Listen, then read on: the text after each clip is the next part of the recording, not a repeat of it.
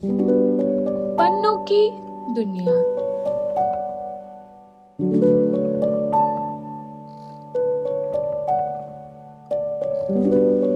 सोचिए, अगर बचपन की एक छोटी सी घटना पूरे परिवार की जिंदगी बदल दे तो क्या होगा। नमस्कार दोस्तों, मैं हबीबा मलिक और स्वागत है आपका पन्नों की दुनिया में। आज मैं आप सबके सामने एक बहुत ही प्रसिद्ध और दिलचस्प novel the God of small thing की बुक रिव्यू प्रेजेंट करने जा रही हूँ। ये novel famous Indian writer Arundhati Roy ने लिखा है। ये किताब 1997 में पब्लिश हुई थी। इस नॉवेल को बहुत ज़्यादा पसंद किया गया और इसी के लिए अरुंधति रॉय को बुकर प्राइज़ भी मिला था। ये अवार्ड दुनिया का सबसे इम्पॉर्टेंट लिटरेरी अवार्ड्स में से एक माना जाता है। अगर हम इस नॉवेल की सेटिंग या बैकग्राउंड की बात करें तो कहानी इंडिया के स्टेट केरला के एक छोटे से गांव एमएनएम में सेट है। इस स्टोरी के मेन कैरेक्टर्स दो जुड़वा बच्चे हैं, ईस्था और राहिल। दोनों बचपन में बहुत क्लोज होते हैं और एक दूसरे को बहुत अच्छी तरह समझते हैं। इनकी माँ का नाम अम्मू है, जो एक स्ट्रॉन्ग लेकिन दुखी कैरेक्टर है। स्टोरी में चक्कू जो उनके मामा है और वेलूथा भी एक इम्पॉर्टेंट कैरेक्टर है। वेलूथा एक टैलेंटेड और मेहनती इंसान है, लेकिन वो दलित कम्युनिटी से आता है। इसी वजह से सोसाइटी उसके साथ बराबरी का व्यवहार नहीं करती है।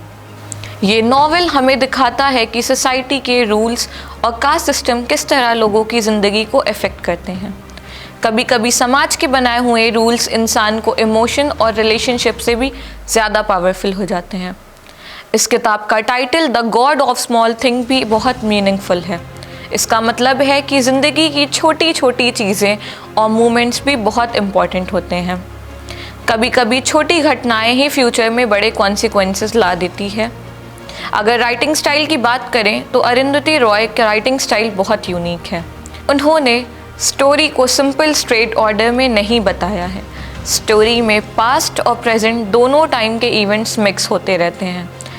इससे रीडर को धीरे धीरे पूरी स्टोरी समझ में आती है और इंटरेस्ट बना रहता है। इस नॉवेल का मेन थीम है फैमिली, लव, चाइल्डहुड मेमोरीज और सोशल डिस्क्रिमिनेशन।